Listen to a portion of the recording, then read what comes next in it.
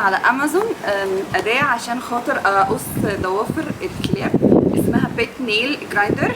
اوكي، هي شكلها كده، معاها يو اس بي تشارجر زي كده، وهي شكلها كده. هجربها انا لاول مره، نشوفها ازاي هنقص ضوافر الكلاب لان ضوافرهم كبرت. النيل جرايندر شكلها كده وفيها درجتين، دي بتبرد الضوافر كده بالظبط كده. يلا نجربها، انا مش عارفه هتبرد ولا مش هتبرد، يلا نروح نجربها سوا مع بعض. دي ضوافر الكلب بتاعتي، هو ضوافره كبرت قوي، فانا لما هاجي اقص مش هقصها كلها، بشوف الجزء اللي فيه الدم وبقف عنده، لان هو ده بيبقى جزء بيحس فيه بالوجع، فانا هقص بس الجزء اللي تحت ده هو اللي هقصه، لكن مش هقص الجزء اللي لونه بينك ده او اللي فيه الدم. اوكي. ضوافر الكلب لازم تتقص، اوكي، عشان خاطر هي بتأثر على المشي بتاعه كمان، وممكن يخربش بيها.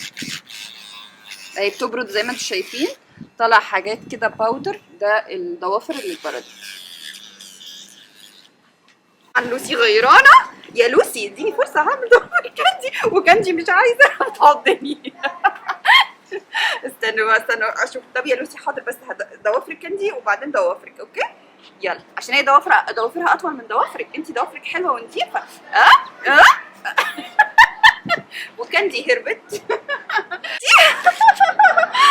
وابدا اصورها. اي جريت كاندي. هو دي كاندي بقى احسن عند الجروبر عشان هي مش راضيه، مش ما بتقدرش، امور وشاطر. تعالي يلا يا لوسي، يلا يا لوسي. طبعا كاندي هربت، بس لوسي هي معايا اهي، برضو هقص لها ضوافرها.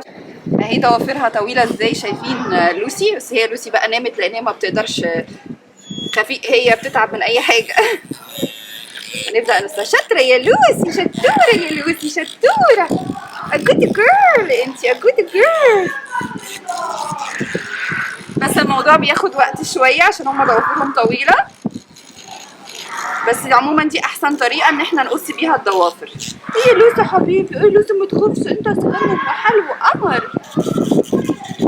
شطوره يا لوسي، شطوره.